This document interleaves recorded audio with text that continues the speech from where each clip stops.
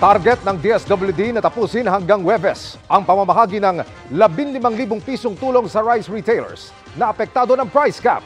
Sa gitna ng isyu sa bigas, wish daw ni Pangulong Bongbong Marcos sa kanyang kaarawan. Maayos na ang problema sa agrikultura. Nakatutok si Ivan Mayrina. Ang agrikultura ang isa sa mga pinakamalaking hamon sa Administrasyong Marcos. Ang birthday wish nga ng Pangulo. Maging maayos na ang agrikultura.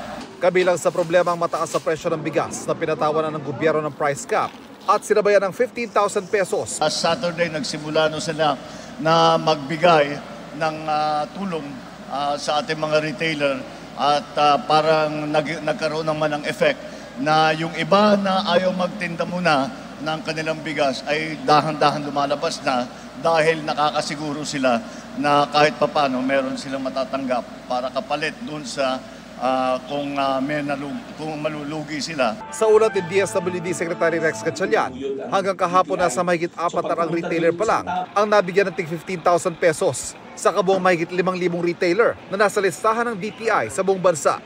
Pero bumibilis raw ang pamahagi at target nila itong tapusin hanggang sa Huwebes. Sinisigurado sa atin ng DILG at ng DTI na yung monitoring nila, and pag nagbibigay rin kami ng rice subsidy, yung livelihood grant, ini-emphasize rin natin to make sure na sumusunod sila sa alituntunin. We remind them. Ila ekonomista ang kumwestiyon sa price cap dahil lalala pa raw ang hoarding at lalong magkukulang ang supply.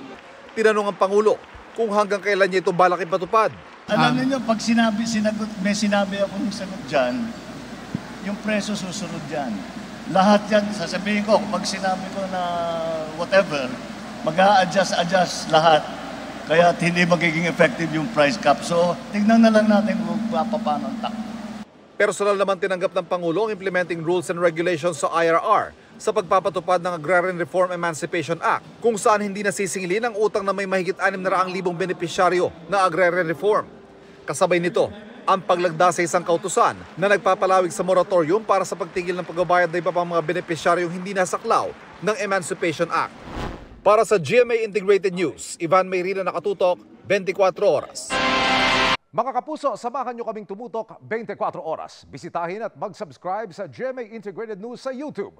Sa mga kapuso abroad, bisitahin ang GMA Pinoy TV at www.gmanews.tv.